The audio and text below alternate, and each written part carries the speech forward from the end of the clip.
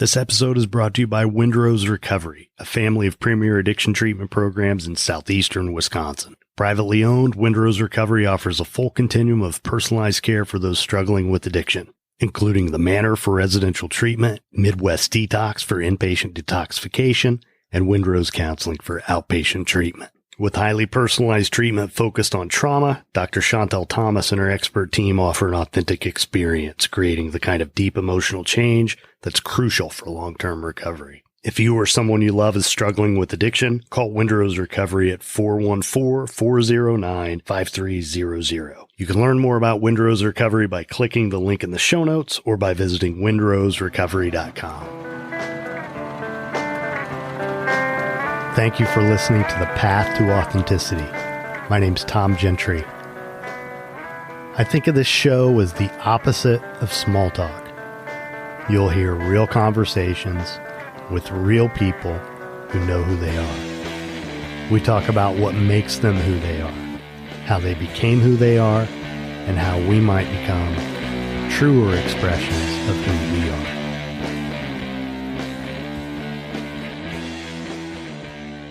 I'm Gina Moffa, and this is The Path to Authenticity.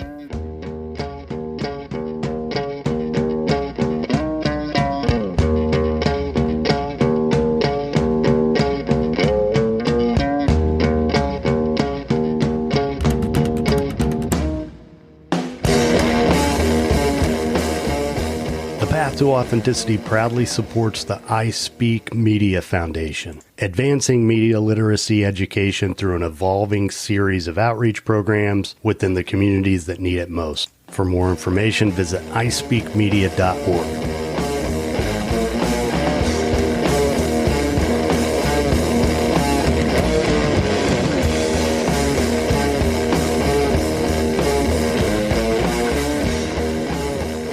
If this is your first time here, thanks for checking it out. If not, thanks for coming back. I'm Tom Gentry. This is The Path to Authenticity. Episode 114 for March 16th, 2021. On this day, in 1621, colonists in Plymouth, Massachusetts met a Native American for the first time. In 1751, James Madison was born. On this day in 1850, Nathaniel Hawthorne published The Scarlet Letter. And in 1985, Terry Anderson, an Associated Press reporter, was taken hostage in Beirut. So, this is the first of two episodes with a therapist named Gina Moffa, who is in private practice in Manhattan. You can learn more about Gina on the podcast blog. Check out 20 Questions for Gina Moffa.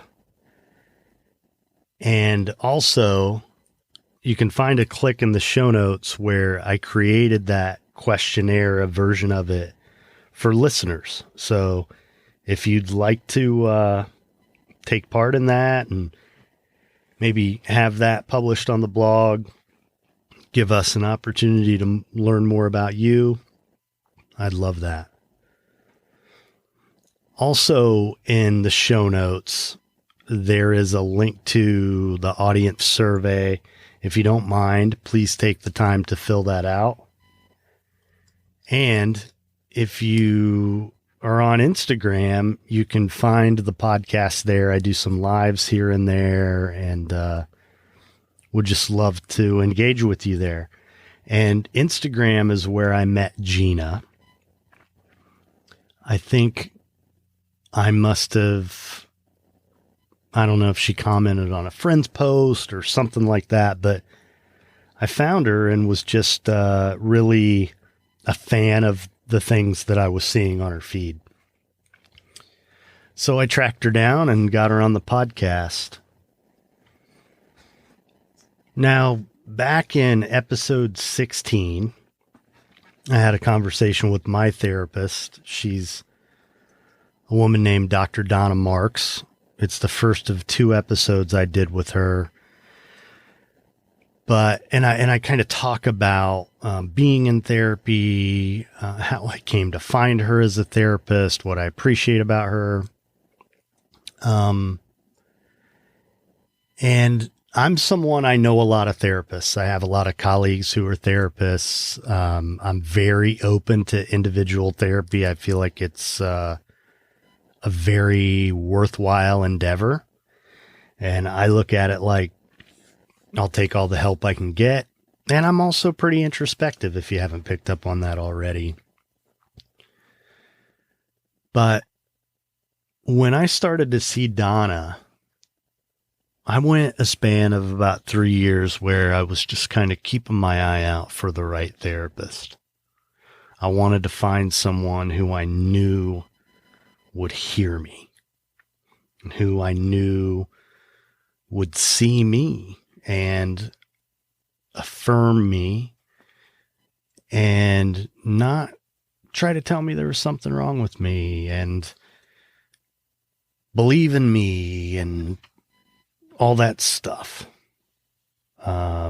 Specifically about relationship stuff. I felt like, I wanted somebody who would get me and what I was going through and what I had to say. And I just knew Donna was capable of that.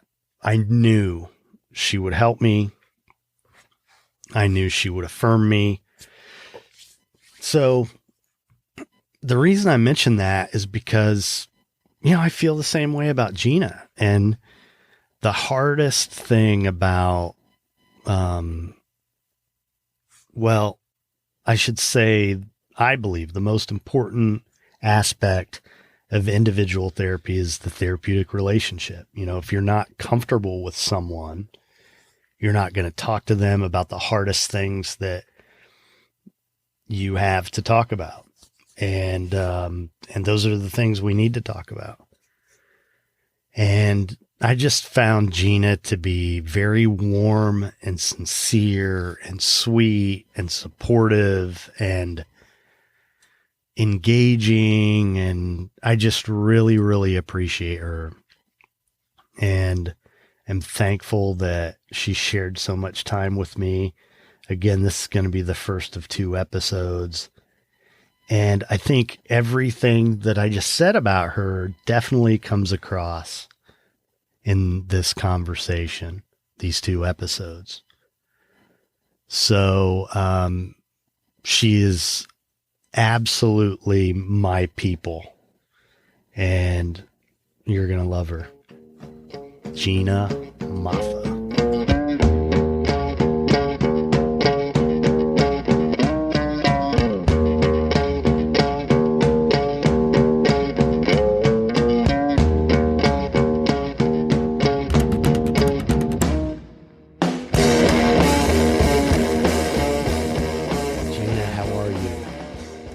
I'm well, Tom. Thank you so much for having me. How are you? I'm doing okay. It's as we do this, it's Friday afternoon and, kind of crammed in all the work I needed to get done so that I'd be finished with my Friday before I got on the phone with you. I was able to accomplish that. So here we are. So now I can just focus completely on you. That is what I dreamed of. So I appreciate it. Well, so I found you on Instagram, like a lot of guests, and I'm trying to recall how it was. I mean, there must be a hashtag that I follow that you use or something. I'm not sure. And I know I have a close friend who's a therapist here in Palm Beach County where I live who follows you, and maybe she reshared something that you shared, but you share a lot of really supportive messaging that I tend to agree with. And so I think you've been on a couple other podcasts relatively recently, and I listened to one of them not long ago and just kind of knew right away that I wanted to get you on here. So I appreciate you being so willing and friendly. It's been great. Thank you for listening. Oh, you're welcome. You're welcome. Why don't you tell everybody what you do?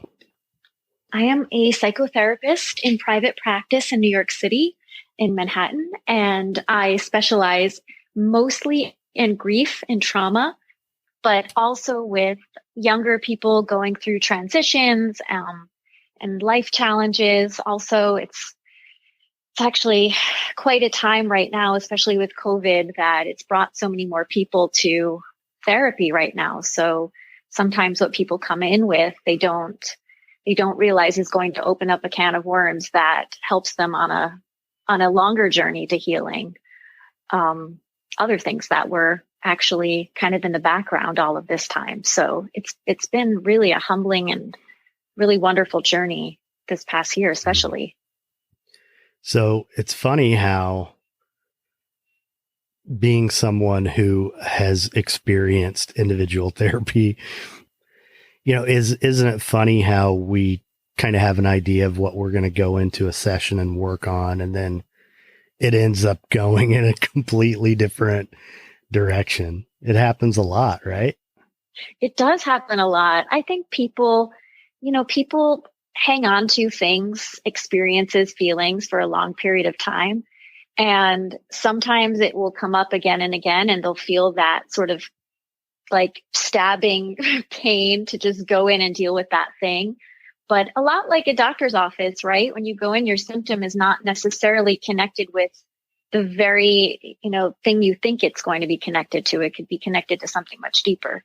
So I always say it's a little bit like caretaking detective work, to go in there with somebody and say, okay, that's what you're presenting, but let's follow that breadcrumb trail and see really where it leads. And it's usually a pretty, eye-opening, and I want to call it a wondrous journey, but it doesn't always feel good for the people at the time. Eventually it does. Well, one of the things I believe about this stuff is, I'm someone who is really intrigued by all this. So I love it. The idea of going deeper and learning more about myself and what makes me tick, I'm into it, but a lot of people just don't want any part of it, right? I think people think that they're ticking time bombs sometimes, right? Like therapy could be a landmine.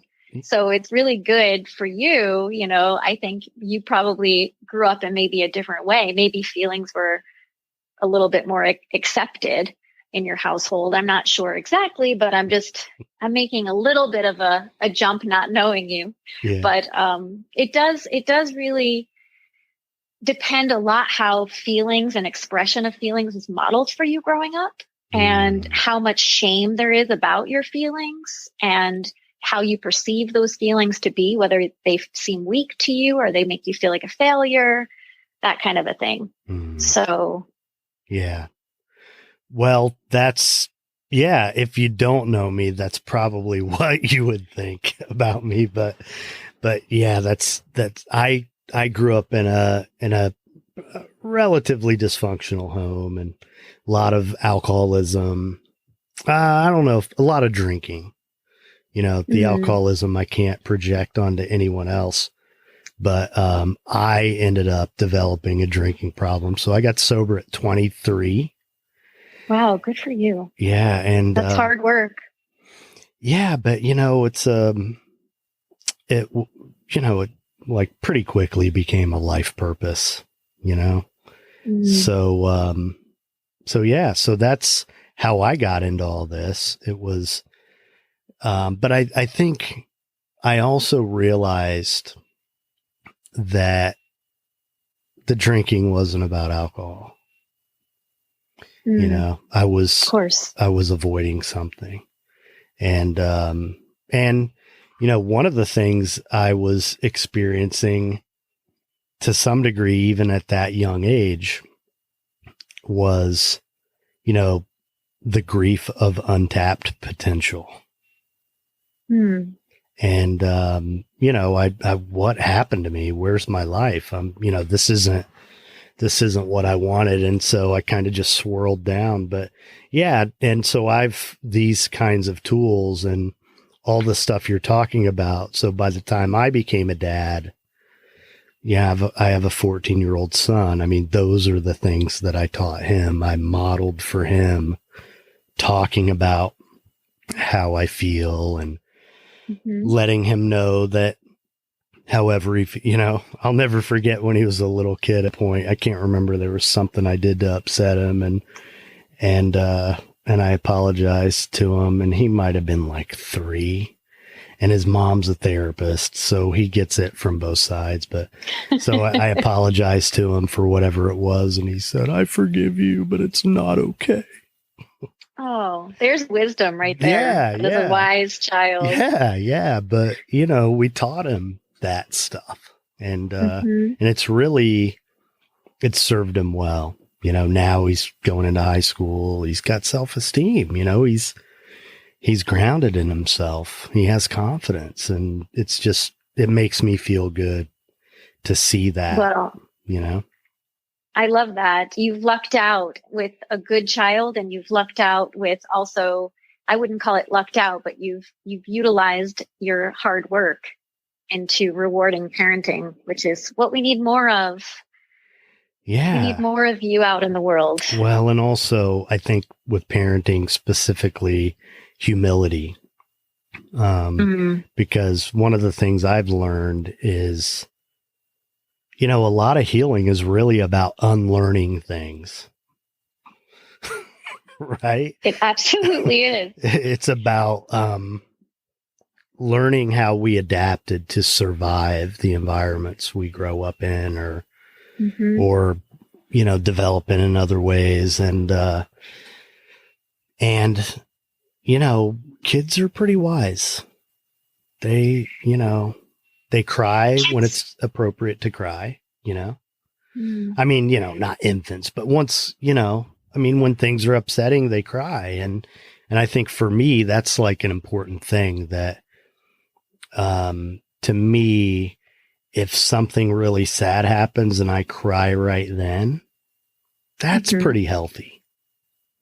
Oh, absolutely. Yeah. I think that's one of the good things with kids too, is that they're always in the moment. They're always in the present. Right. Whether it's, through celebration or wonder, or just getting out the anger and the fears and all that, unless you're obviously taught and modeled that that's not okay, and you won't be seen and it won't be accepted, or it will wind up, with a violent or unsavory repercussion. Yeah. But that's kids' natural propensity. So that's pretty amazing.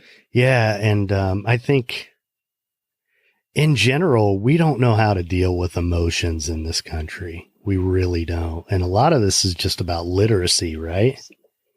Yes. Yeah. So it certainly is. Yeah. So how did you end up becoming a therapist? Is this something you knew you wanted to do since you were a little girl, or? Oh, God, no.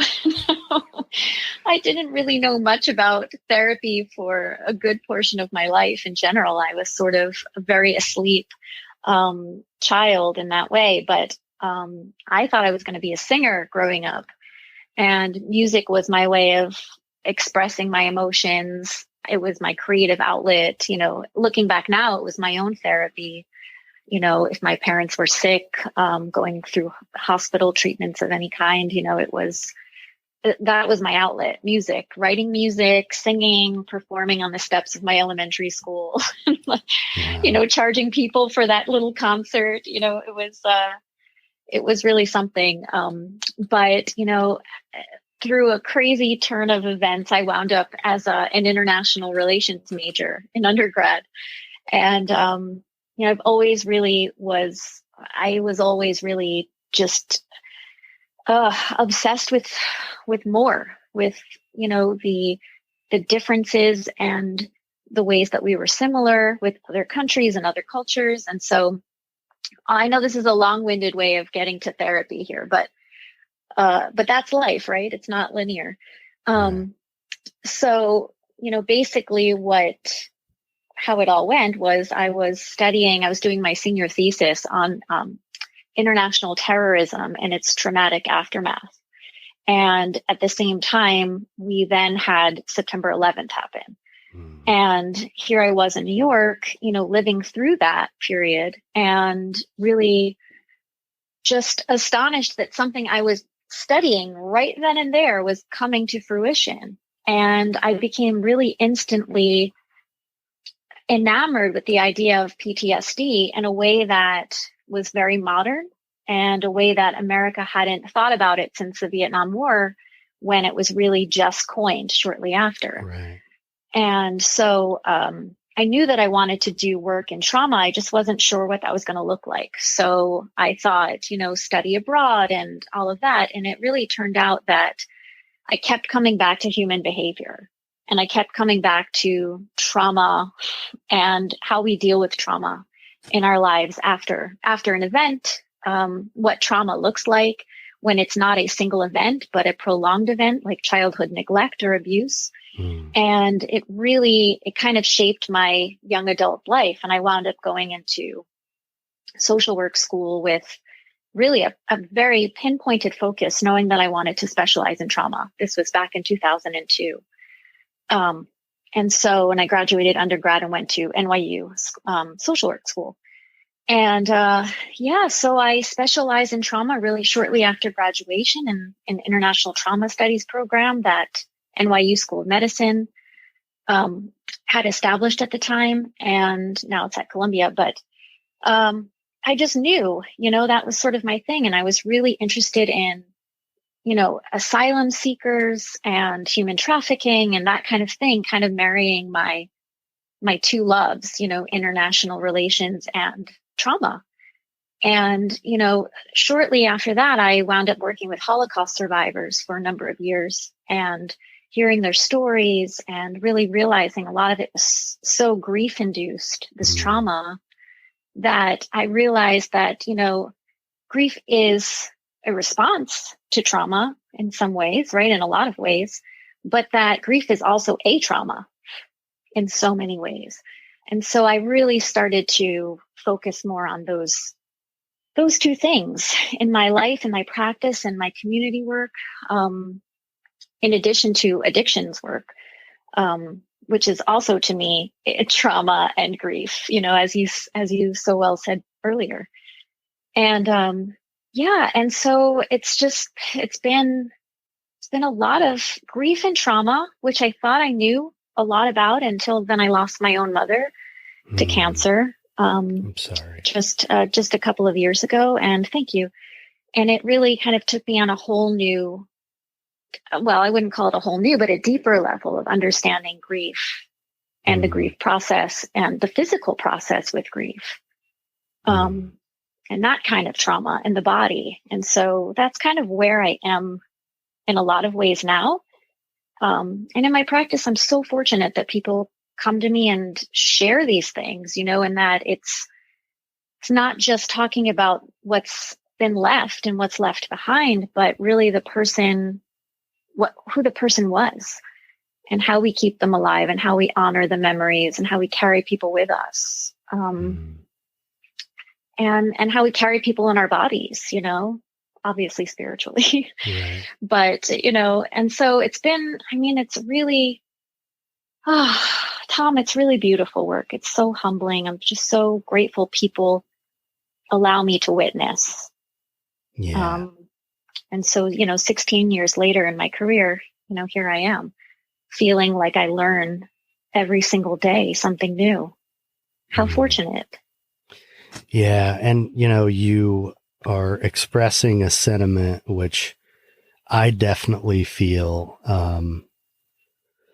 in my, work as a counselor, that it's really a privilege to be able to be with people at a place in their life when they're in such distress, such pain, and for them to come to you to, just escort them through this process, change of, now's the moment when I'm going to change the course of my life, or, in some cases, or, redefine myself in some way, or just heal. And, it's a gift to be able to do that. And, I think, working in addiction, having been taught that, you don't self-disclose unless there's a specific therapeutic purpose. Mm-hmm. But many times people who come from that place where they themselves suffered from an addiction and then they decide to do the work, that's the tool that they have, and they probably and people often think of it as, well, people will ask me, do you think you have to be in recovery to help people get into recovery? Is it really important that you have an addiction? But I think as I've kind of progressed in my career and gotten better at what I do, it's not about what I did. It's not about the habits I had or the stupid things I did or how I was treated or what. It's about being in touch with that wound and being able to be in touch with that wound when there's someone hurting sitting across from you, so that you can empathize with them adequately. Absolutely. Yeah. Because what I believe is, this is all love. That's what it is. That's what we do. We love people. It's so true. Yeah. It's so true. Thank you for saying that so beautifully. It really is true. I think it's not, and I say this a lot, it isn't the skills you have or the training that you have that absolutely helps. But in the end, it's going to be that unconditional regard that you have between yourself and the client. It's going to be that you wholeheartedly are in the trenches with them, that you see them there, and that you have the strength, obviously, to have one foot in the trench and one foot out so that you can help pull them or have your hand out. But that it really is about being seen, being heard, and knowing that you're fully accepted in a way that you never have been in your life potentially. And that is love right there. And that really is, the focal point of our work. Yeah. You touched on so much, really. And there's a beautiful Walt Whitman quote that I would butcher if I tried to say it now, but it talks about, becoming the wounded person. Like, that's the job, like to become the wounded person and be with them. Yeah. And I remember now what really caught my attention about you when you mentioned, singing, because you posted yourself singing. I think it might've been like a Casey Musgraves song. Oh, that's right. And I totally did that by mistake too. What do you mean you did it? Did you put it on the wrong Well, feed or something? I did. I put it on my professional account instead of my personal account. And I had all of these comments and likes from people I didn't know. And I was like, that's really weird. I know I didn't accept these people I didn't know into my personal account, but I figured, you know what, let's just go with it. It was a moment that really, I felt compelled to do it and sing. And so I'm so happy you saw it. Hopefully it was bearable.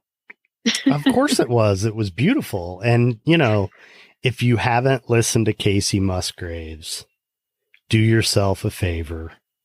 Listen to the song Rainbow. Yeah. And if it doesn't bring a tear to your eye, you have a cold heart. No, but no, yeah. I mean, it's just, it has this angelic voice, and I'm a music lover, and I don't love people covering other people's songs. So for me to like that, no, you crushed it. You really did. It was great. I appreciate that so much. Yeah. Thank you. Yeah. I don't normally do something like that. So it was a moment where I gasped, had like a momentary panic attack. And then I was like, you know something, this is really good. I tell my clients to do things that scare them in this way. And, vulnerability, sometimes we have to be vulnerable at all costs, for our own growth. And so I was practicing what I preached in that moment, even by accident. Well, you won me over that way because, what spoke to me was the courage. I appreciate that so much. It really, to go on a platform like that and to just sing like a bird at the top of your lungs, that takes a lot of courage. I think. I appreciate that. No, you know what? It's music is something that for me, it connects me to something larger than myself. It is almost a direct channel to whatever God source there is for me. Mm-hmm. And so it isn't sometimes that I want to, or I feel compelled, but it's really that I must. And that it's in that moment, it's a stronger push and pull technically to anything else that I could do in the moment, whether it was, journaling or talking or taking a walk and reveling in nature, all of that. Sometimes it really is, I had to do it. And whatever the consequences would have been, and this was, obviously by accident on my professional account, but even on my personal, obviously it's filled with people who are kind and love me, thankfully. Right. But, in that moment, even just putting a camera phone on yourself, no matter who it's for, it's really daunting. So I know people do it all the time. I'm not great with doing reels because I actually am very shy, despite having a history of performing and all of the above. But it is, it's usually really, really scary for me to do something like that. So I appreciate you saying it was courageous. That was a long-winded way of thanking you. No, it's okay. We have plenty of time. That won me over. And what you're talking about, I mean, I've gone through that process with this podcast, I mean, it's funny because, there were things I kind of hid behind before I actually launched it. Like I had this really esoteric name for it that, would have taken like, I ended up changing it because I could see myself having to explain it to every single guest I ever had, people getting tired of hearing it. And, but I was using someone else's name. I was using the name of a fictional character. And it was, now we have to know who it is. I was calling it Billy Pilgrim's Progress. Okay. So if you know Billy Pilgrim, the Kurt Vonnegut character. Yeah. Yes. Okay. Yes. So, it was a play on words, those two pieces of literature. And, the way, just that novel and that character, I just thought it, just the path of life. That's what it meant to me. And, I had a blog by that name for a while. And, but as I started to do this and really get serious about it, I actually changed the name to The Path to Authenticity a couple weeks before I launched it. I mean, it was really close. Wow. And, okay. Yeah. And, but the other thing is just to, like I have told my life story lots and lots and lots of times in rooms full of people, sometimes hundreds of people, but to put it out in cyberspace is, it was a plunge to do that. And, so yeah, it was jumping in with both feet. And I will also say I had a really great therapist who I was working with through the whole thing, in the interest of me being my truest self, Yeah. And just cheering me on. And, so anyway. I love that. Yeah. I mean, what's the alternative? Hiding away? hiding the gifts away, hiding the truth away, hiding the authenticity away. Yeah. Yeah. Well, And then, and yeah. when you talked about the singing and how you must at times, I Mm-hmm. experienced that writing at Oh, I certain love times. that. And, not all the time, but usually in the morning, there are times when I have a thought it just hits me and I know I have to sit and write it until it's done.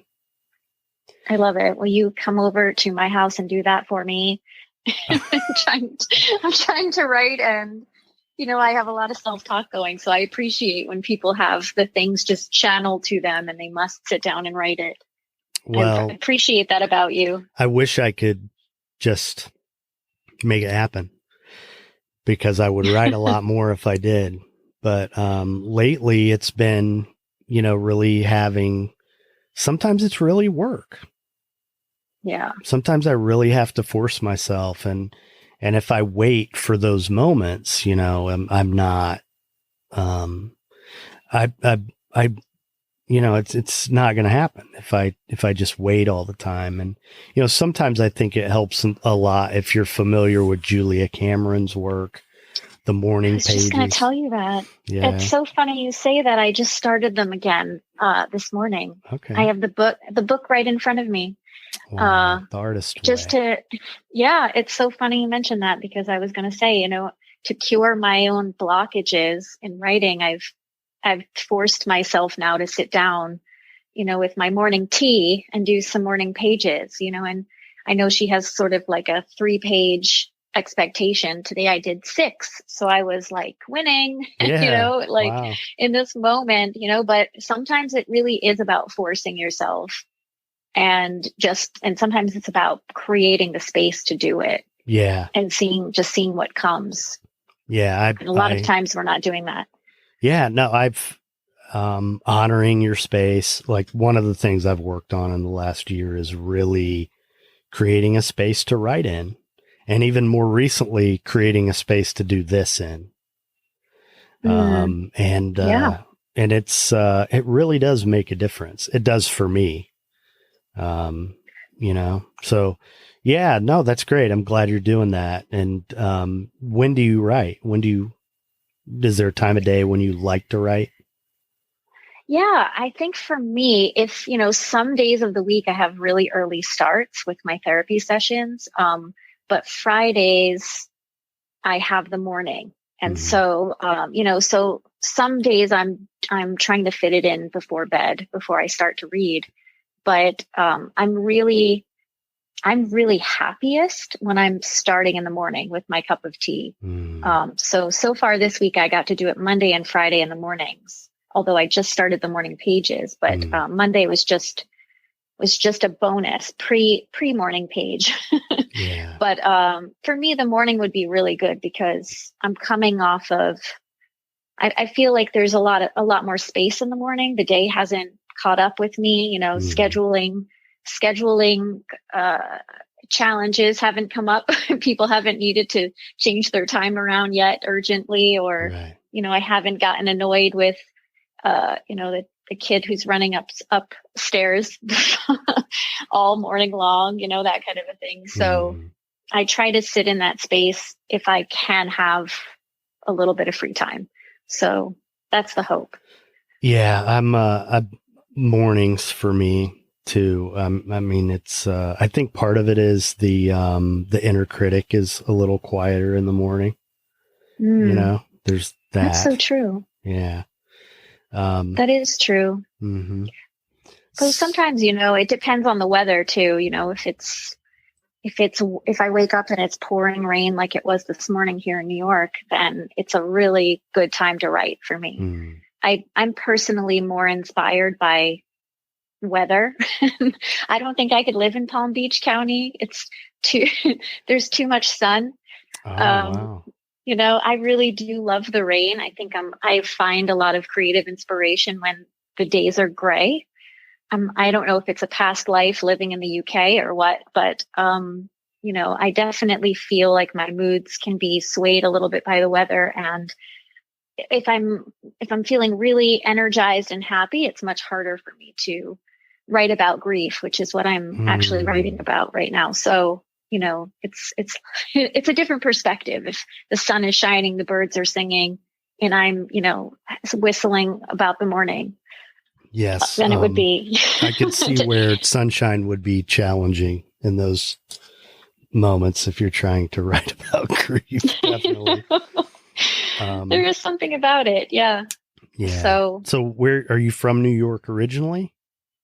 I am. I'm from the Hudson Valley region of New York, but have lived in the city, 20 years plus. And my family is my family came here from Italy and situated in New York City. So my grandparents were here while I was growing up, and so I'm a city girl at heart. Though I also love getting out into the mountains, and that's sort of my respite, my church, so to speak.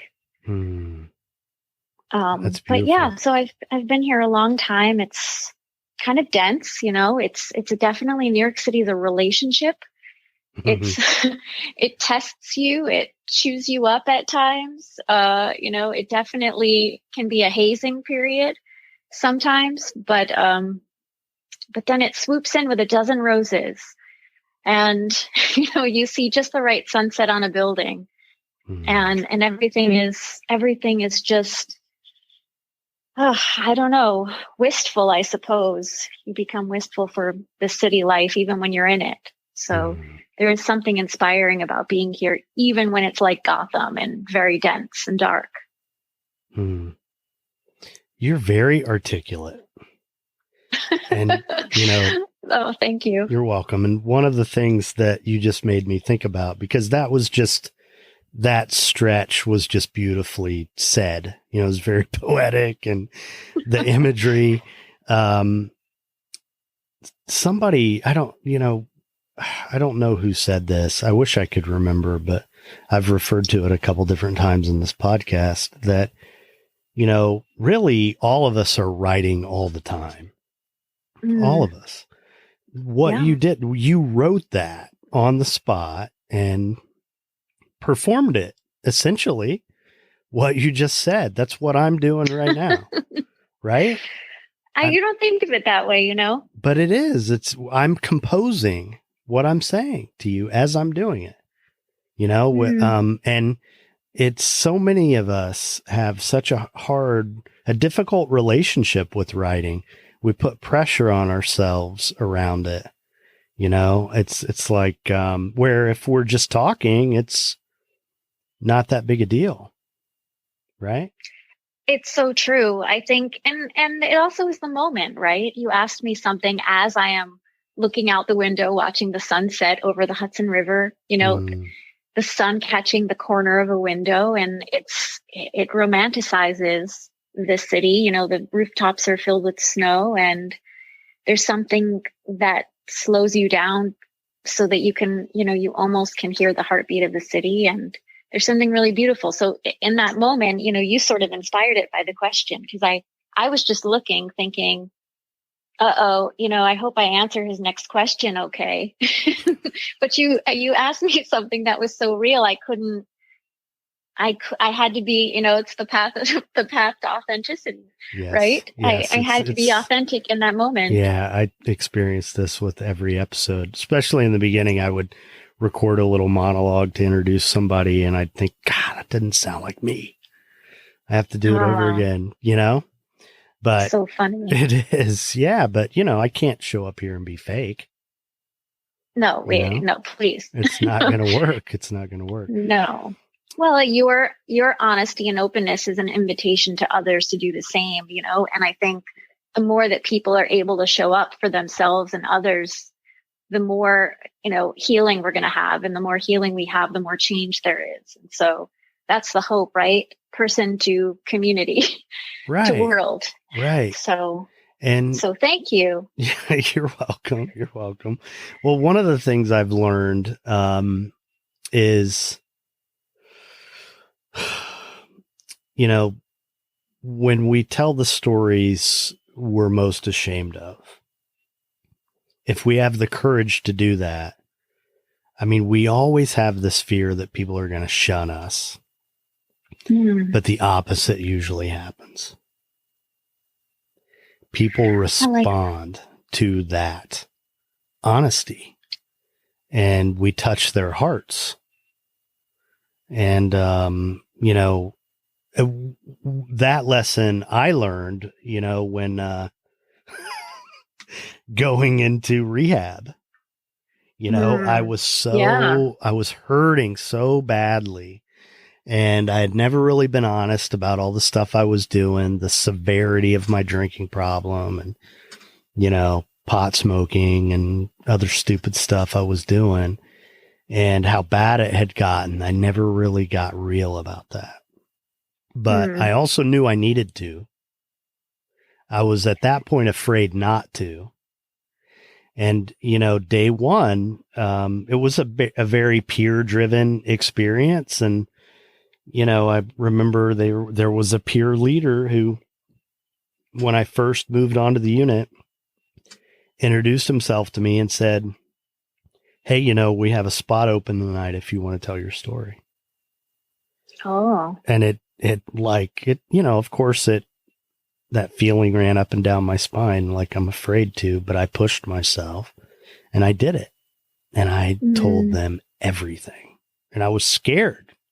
You know, I was scared, and, you know, there were a couple things, you know, the big one for me, I'll just say it, is, you know, the depth of my drinking was I drank Listerine. Like I was trying so hard to control it and to not drink, and then was so desperate to drink that was there. And, you know, I mean, it was a really ugly, shameful sort of thing. And, but to say that to a room full of guys who I had just met. Yeah. I mean, it was tough to get out, but, you know, it's like the room lit up, and they responded with love and gratitude. And it clicked to me that, wow, this is not what I expected. No, the power in that. Well, you know, it's like when we're honest and open, we give permission for other people to be honest and open. Yeah. And, you know, that safety there is everything. Yeah. I love talk about courage. Yeah. Well, the other thing about that kind of vulnerability is, and, you know, and further along the path, you know, when it's not in that context, but like in intimate relationships, close relationships, one of the things I've learned is, you know, if the other person can't meet you there with your vulnerability, man, it doesn't go very well. Right? Yep. Yeah. Like there's a lot of times there's like an anger sort of reaction, you know? And to me, that's at this point, I learned that, wow, this isn't someone who I can trust with that kind of stuff, you know? Yeah. No, I think more and more we have to be very discerning on the people that we keep around us, the people that we choose to love and give our love to and receive from, is that it really does have to be a safe reciprocity of our souls, of our psyches, of all of the grit in between, all of the fears. You know, one of the things I wish that I would love to do is come up with another word for safe. Because, you know, the right just kind of weaponizes that and makes a mockery of that.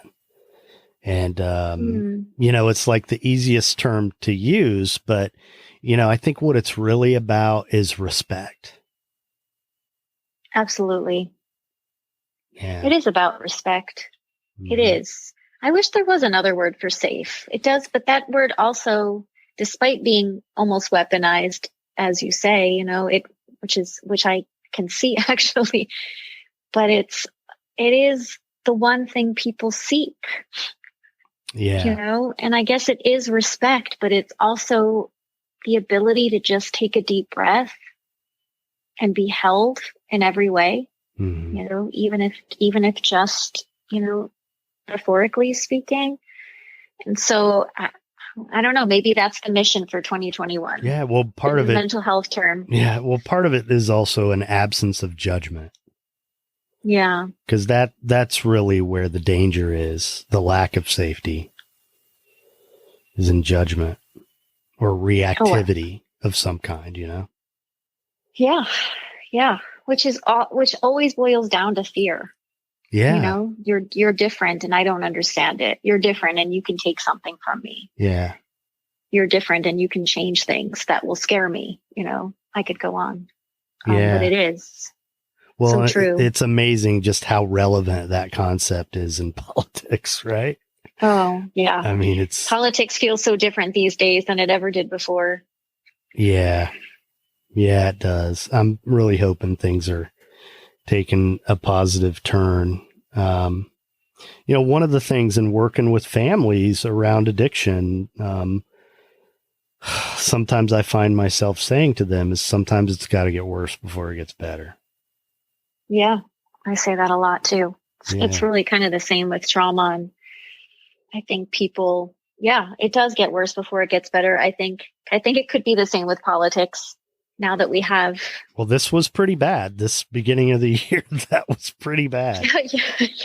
I think, it was terrifying. It was terrifying. And what was more terrifying was the right's reaction to it, which was, let's move on. Let's keep things going. It's terrible, but, we can't blame Donald Trump for it. It's, and it's kind of like, I don't know what's happening. It's the QAnon conspiracy followers. It's the brainwashed right, followers that it's confusing to me. And I think unless we're all seeing the same reality, I don't see a way quite yet towards unity, at least. Well, and that goes towards the same reality on many levels anyway. One of the things I've found myself, not that I want to wish away the present, but, looking forward to the time when we can read about this period in history books and what it will say. And, I think personally what I believe, and listen, I grew up in Indiana. My first involvement in politics was being a poll worker for the Republican Party of my county. Like I mean, I just happened to know somebody who was on the election board, but but still, like, and I grew up in a pretty conservative home, and I mean, Ronald Reagan I thought he was an awesome president as a kid. I looked up to him, and and I didn't really like Bill Clinton, who was like the first president of my adulthood. But, being someone, I have a journalism background. So I look at the world through that lens. And I've talked about this a few times on here about the first time seeing around 95, seeing Fox News with the banner fair and balanced. And I remember thinking to myself, if you gotta say you're fair and balanced, you're not fair and balanced. And exactly. Yeah. Well, and so that happened after the media was deregulated. So, and there was a fairness doctrine where both sides had to be represented, that, there was not as much room for editorialism as there is now in news. Yeah. And also, so when we gained the ability to buy telephones anywhere besides just from Ma Bell, I mean, that's part of what changed. The Republicans deregulated the media. That's what they did. And then for the last 20 plus years, they've been attacking the media, which they deregulated, accusing the left of what they're doing on the right. So Donald Trump came after 20 plus years of indoctrination. It wouldn't have been possible without that. They created this. And then not to mention all the gerrymandering. The only reason a woman like Marjorie Taylor Greene would be elected to Congress is because they butchered up her district in a way where it was impossible for a Republican to lose. Yeah. I mean, come on. Totally. She is dumb, you know? And I don't mean that. That's putting it nicely. No, she just, I mean, listening she's to cruel. her. She's cruel. She's cruel. And listening to her floor speech yesterday, you know, her half-assed apology, or which wasn't an apology. No. You know, excuses. And she just, what probably stood out to me as much as anything is, you know, really, like, she just doesn't sound smart. And she's a congresswoman. This is Sarah where Palin we are. Didn't sound smart either. Well, I know. It's not the only time it ever happened, but. And I don't mean to say it because they're both women. There are plenty of men who don't sound smart. It just happens to be, you know, some of the Republicans choose, I don't know what they're choosing, but. Well, it's all really, and, you know, I mean, they're so disingenuous about everything and cynical. And I feel like that party is ending. You know, I'm waiting for a group of Republicans to split off and start a real conservative party, which I think would be a good thing, you know, but. Well, I'm afraid it's going to be the opposite. When they jump off, they're going to start, you know, kind of like the party of Trump, where it's this extreme, you know, disruptive, divisive, you know, I call it evil. Yeah. Just to keep it simple, but you know, it's. Yeah, no, I'm right there with you. I mean, that's my fear, where like the Ted Cruzes of the world are going to come out in full swing, you know, where they are actually dumb, you know, but dangerous. Right. Yeah. It is. How did our conversation turn so sad? Well, I mean, it's kind of omnipresent, isn't it? Which to me, very true. This has been a sad 4 years for me. Yeah. Likewise. Depressing. Absolutely. Yeah. And just really, mostly disappointment in, you know, my fellow man. Yeah. Absolutely. People that you thought were good people, you know, are racists. You know, but the people you thought were, you know, good people are misogynists. People, you know, begin making excuses for behavior that's criminal and predatory. Right. And you're just homophobic. You know, it's been astonishing to see the truth of some people in this world. And even worse in this past election, when so many more people voted for him, knowing, you know, really, really having a full picture now of the destruction that this one human being and his cronies were able to do. You know, and at some point, to be honest with you, Tom, like it just made me physically ill.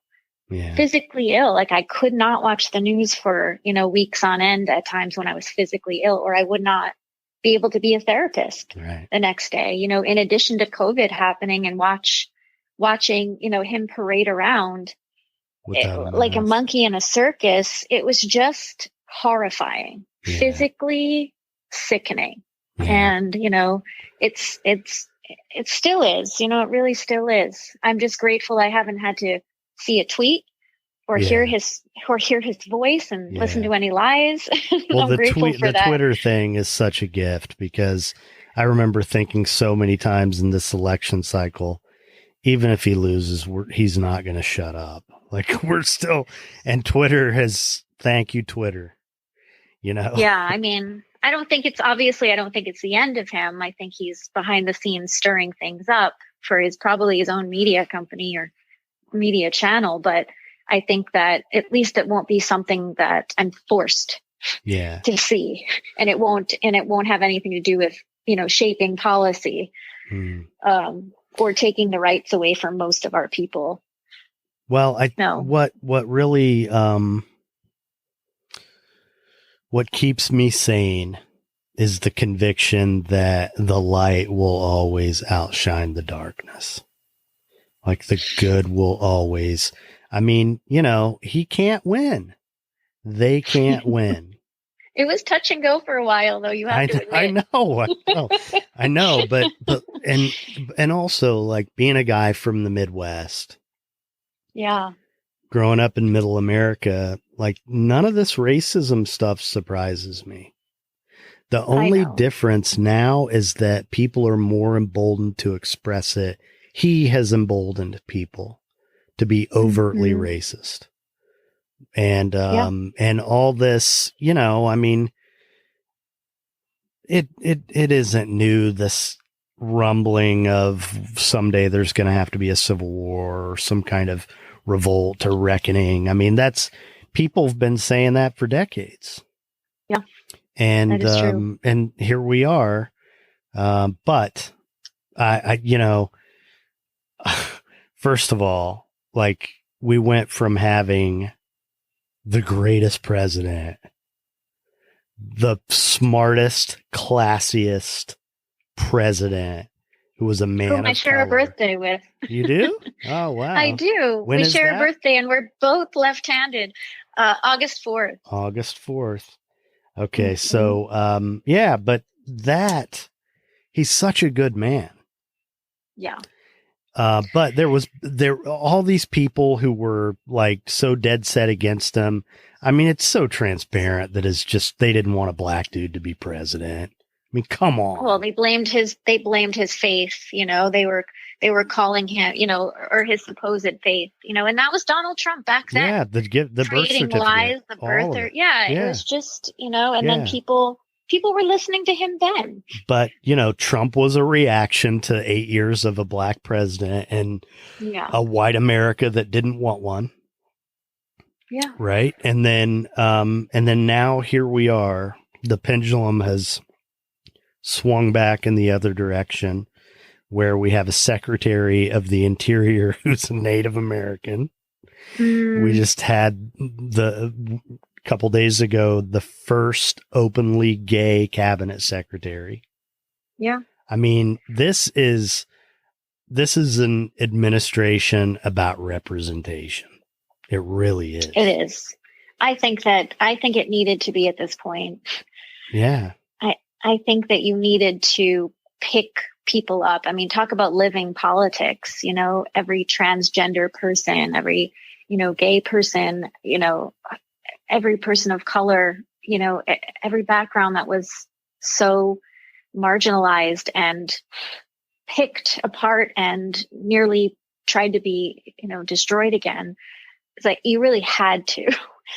You really, there almost would be no coming back if that wasn't on the top, the very top of the pile, for people who have been so badly beaten and dehumanized by the former administration, and admittedly, I wasn't the biggest fan of Joe Biden, but I do have a lot of faith in his good heart and the good people that he was able to put around him, thankfully.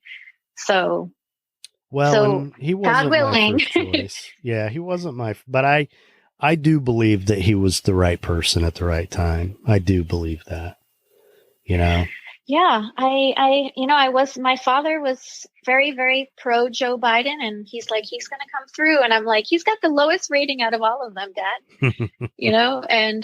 and yet here we are, and he's like, my guy won. I wish I put a wager on it.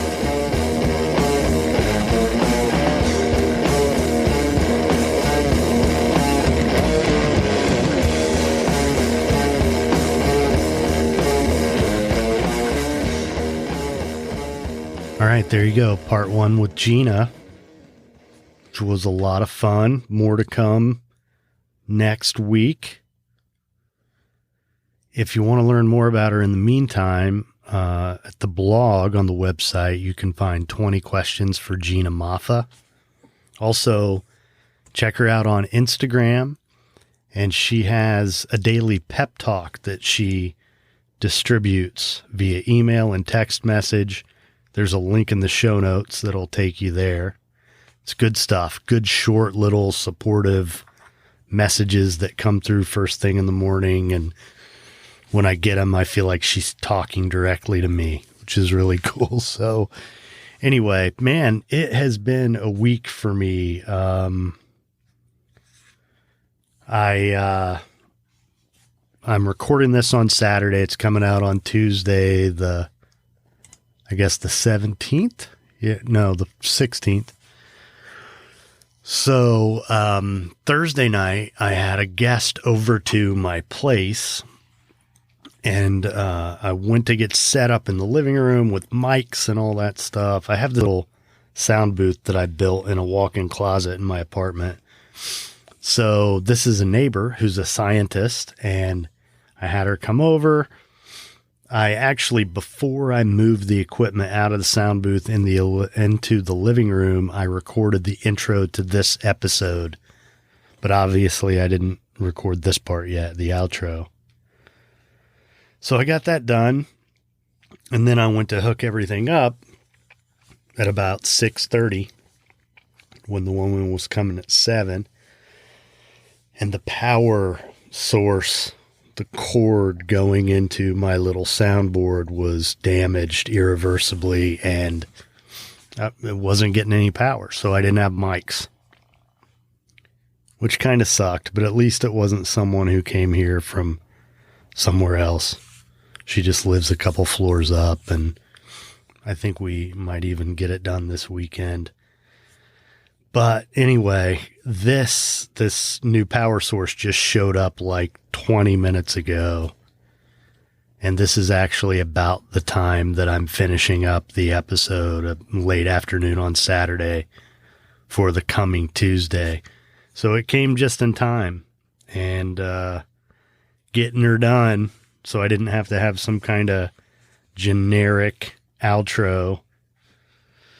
So we got more Gina coming soon. So grateful to have met her and to have had her on the show. She's been awesome and so supportive. Anyway, please subscribe, like, follow, whatever it is, at Amazon, Apple Podcasts, Breaker, Google Podcasts, Listen Notes, Overcast, Pandora, Podbay, Podcast Addict, Radio Public, Spotify, Stitcher, and I also post the episodes on YouTube. If you enjoy listening to the podcast, please take the time to leave a rating or a review on Apple Podcasts, or if you're an Android user, on Podchaser, or wherever you listen, wherever you have the ability to leave a rating or review. I appreciate every little bit. It helps. Also, there's a link in the show notes to a brief audience survey. If you guys could fill that out, that'd be fantastic. If you know someone who would enjoy the show or a particular episode, please forward it to them. If you have questions or comments, you can call and leave a voicemail at 561-247-4757. Leave a message. I'd love to hear from you. Might even use it on the show.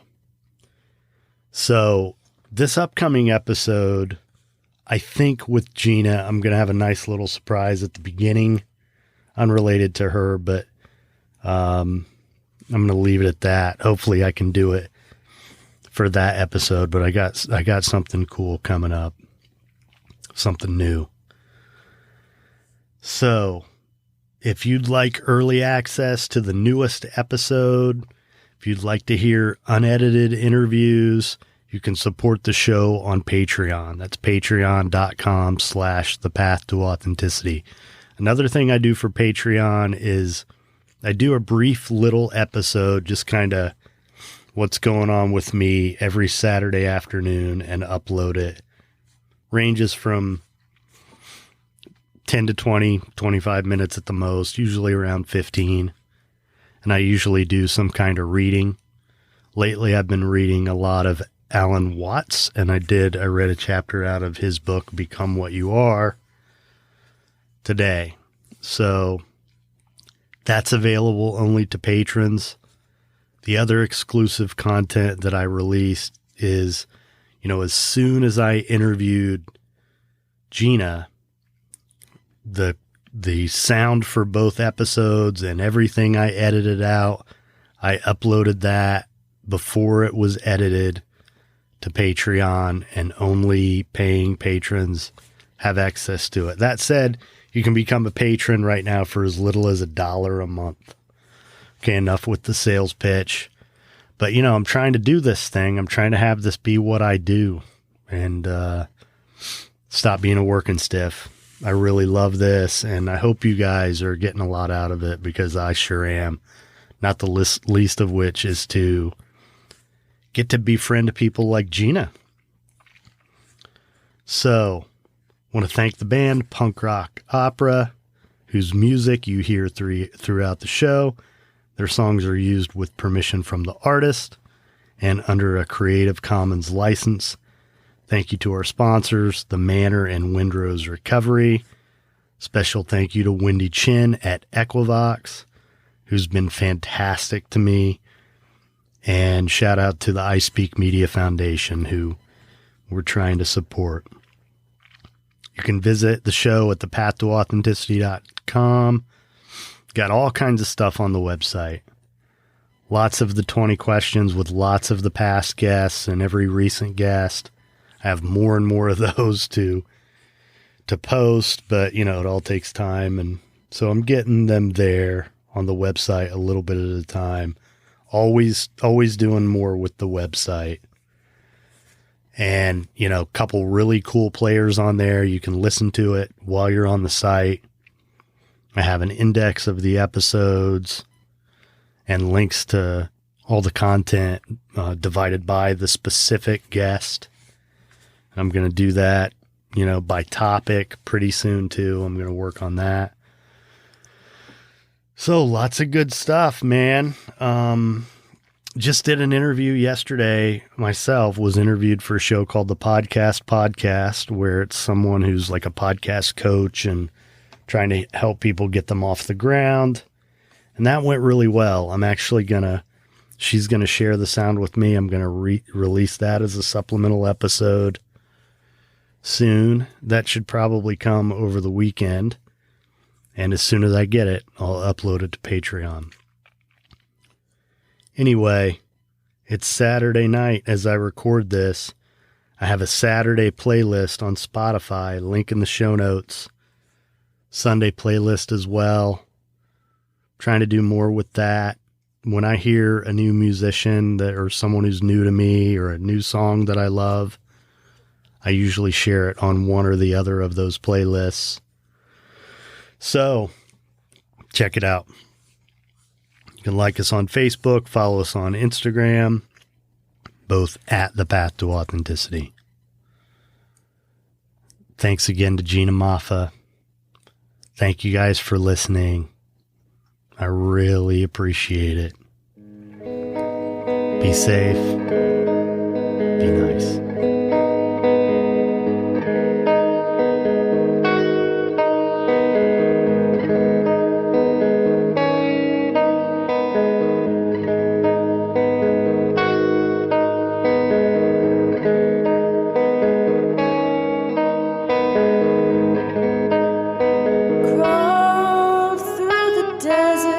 Days.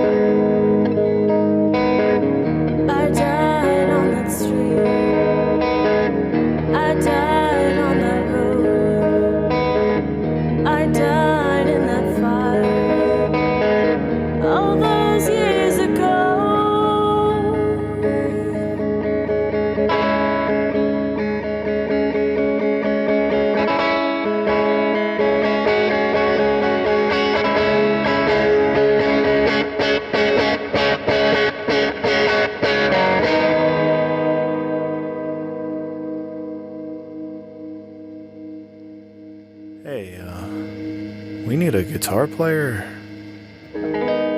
The Path to Authenticity is powered by Equivox. For digital marketing and web design services, visit equivox.com.